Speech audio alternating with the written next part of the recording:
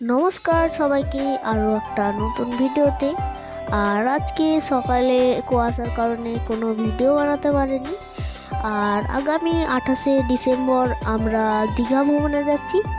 তাই দীঘা ভ্রমণে যাওয়ার জন্য কি আমরা কেনাকাটা করেছি তারই আজকে রিভিউ দিব। চলো রিভিউ দেওয়া যাক। আর এখানে আমি এখন চশমা রিভিউটা দিলাম, তোমরা দেখতে পাচ্ছ একটা চশমা।